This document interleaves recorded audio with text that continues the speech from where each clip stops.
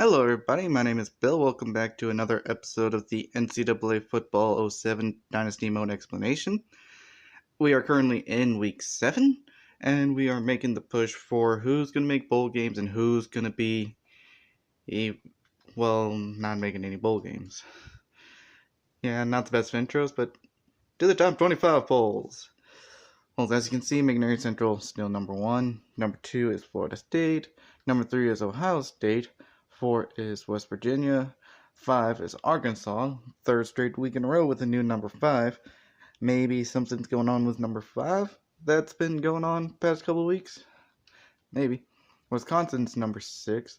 USC is now number 7. Well, they were still number 7. Penn State number 8. Texas is now number 9. Tampa Bay number 10. Colorado number 11. Nebraska 12. Northern Illinois 13. I think Northern Illinois is like the best underrated team out of all the teams in the top 25. Oh, excuse me. So, I'm really rooting for them to do good this season. Maybe not national championship good because I control McNair Central and I'm going to completely utterly humiliate them. But hopefully they make a good bowl game. Minnesota 14. 15th Michigan. 16th NC State, Oregon 17th, 18th Oklahoma State, 19th is Alabama, 20th is Virginia Tech, 21st is Arizona State, 22nd is Oklahoma, 23rd is Iowa, 24th is Auburn, and 25th is Michigan State, with Florida and South Carolina both getting knocked out of the top 25. And the media polls, basically the same top 4 with McNair Central, Florida State, Ohio State, and West Virginia. Then they say Texas should be number 5, Wisconsin number 6, Arkansas number 7, USC 8, Penn State 9, Tampa Bay 10th, Colorado would be number 11, 12th is Oklahoma State, 13th Northern Illinois, 14th Oregon, 15th Nebraska, 16th Michigan, 17th Arizona State, 18th NC State, 22nd is Oklahoma, 19th is Oklahoma, 20th is Virginia Tech, 21st is Alabama, 22nd is Michigan State, 23rd is Minnesota, 24th is Auburn, and 25th is Iowa, with Florida being the only team knocked out of the top 25. Now for the bottom 10, and we got a couple of residential bottom 10 teams at the top of the list, with number 1 being San Jose State. Still not doing the best at 0-5. I mean, they're like the worst team in the game anyway.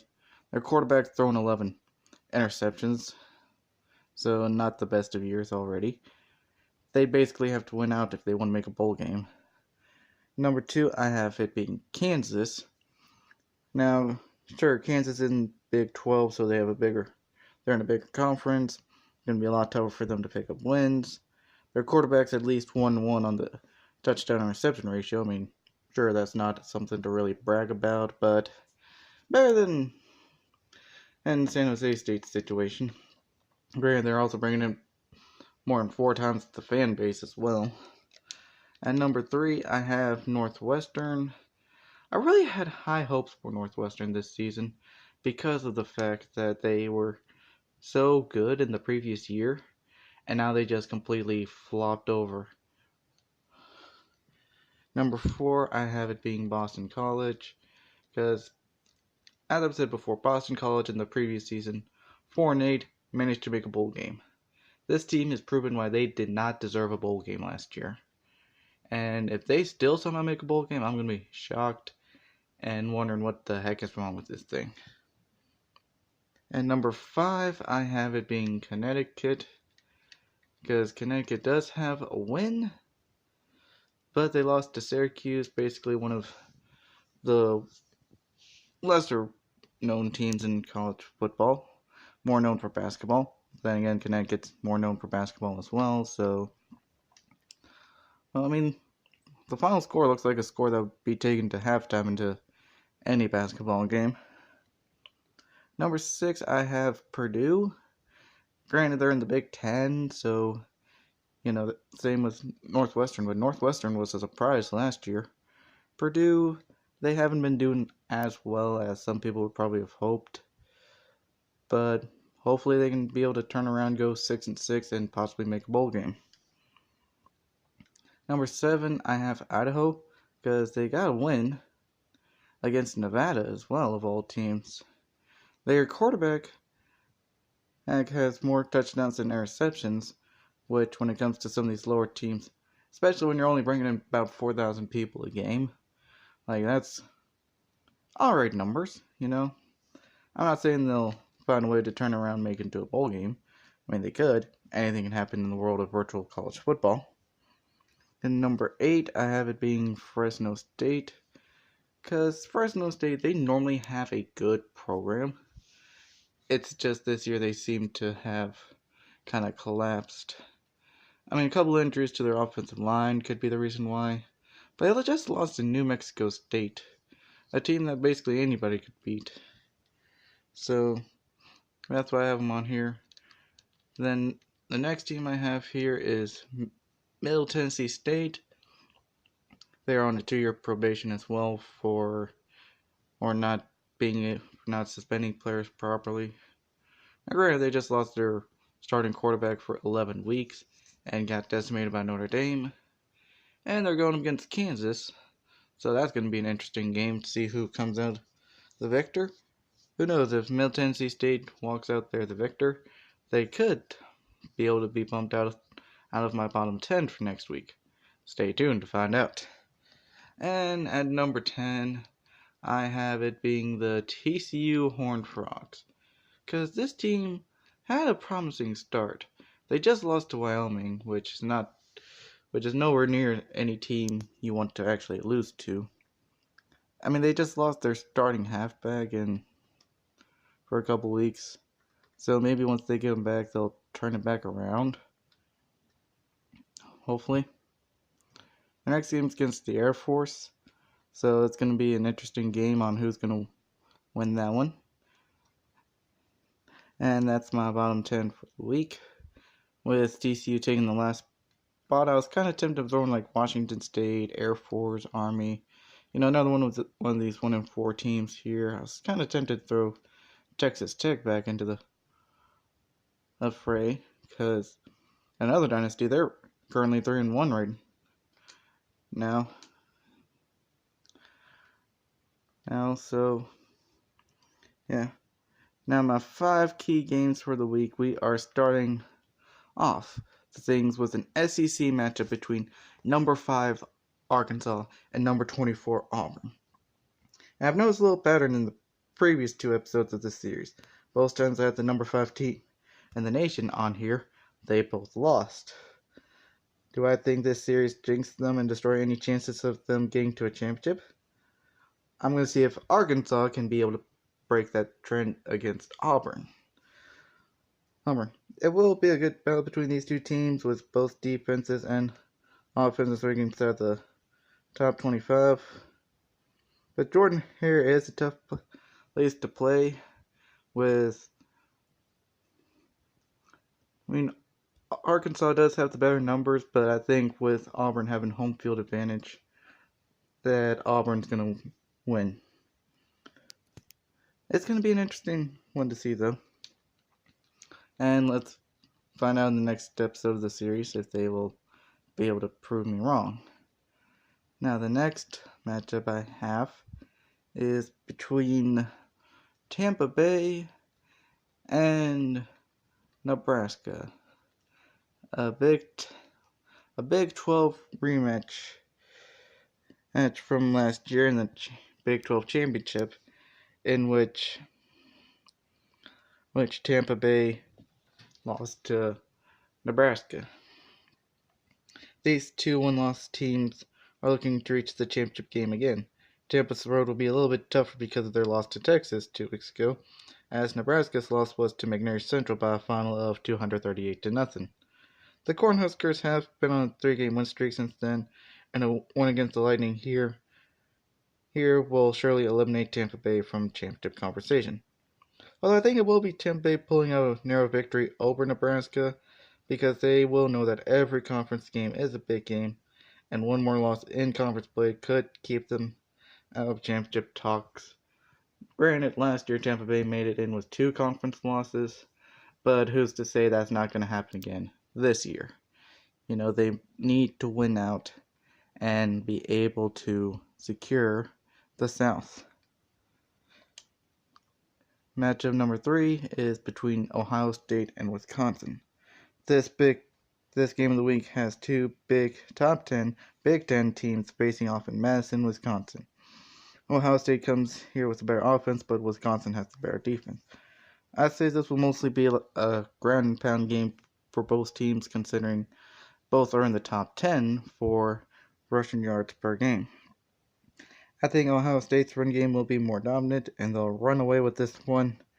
And I think it may be a 2-position win, on pace for a potential quote-unquote championship showdown with bitter rival Michigan, because Michigan's also one of the better teams on here. And their only loss was to McNair Central as well, with McNair Central being independent. They have no effect on anybody's conference play whatsoever. Now, speaking of the Big Ten, the next game is between Michigan State and Iowa. Battle of 2 top 25 teams that just basically got into the top 25, but one will be knocked out after this game. It'll be back and forth contest, I feel like, between these 2 teams, but I know only one can prevail.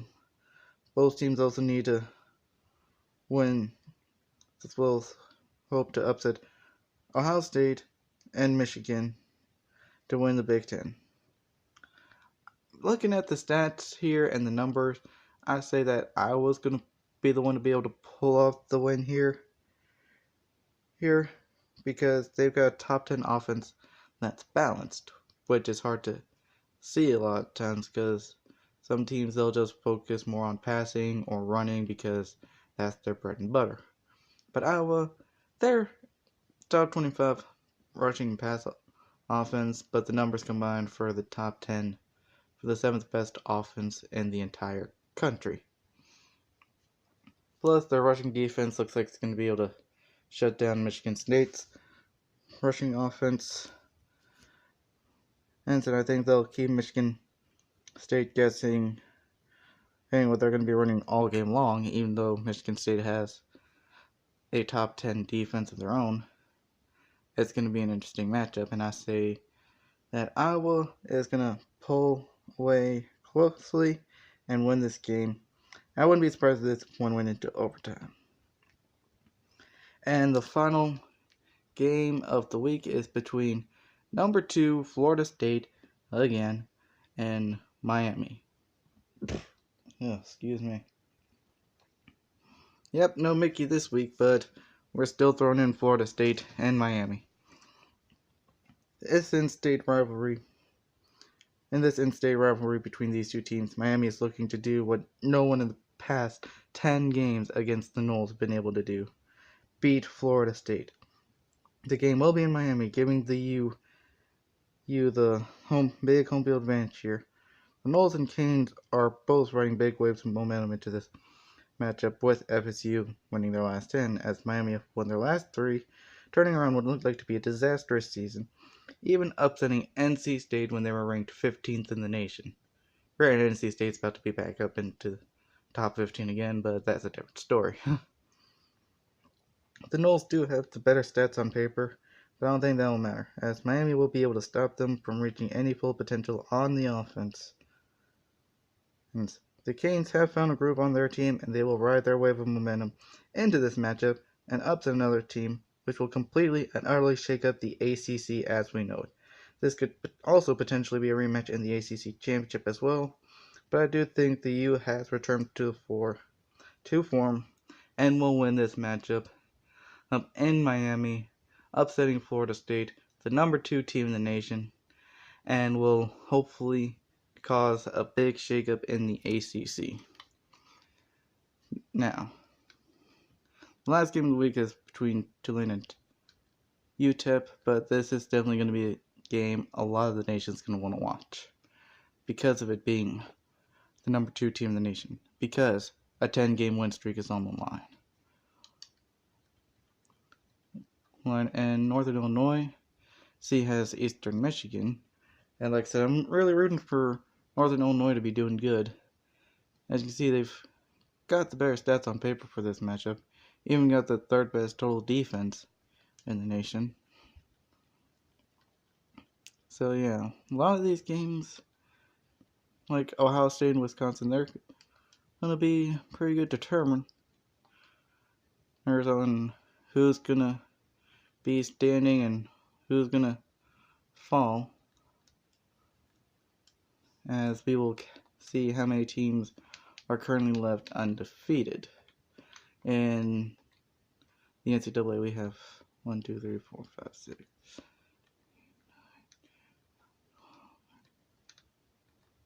We have 15 teams left undefeated. And we have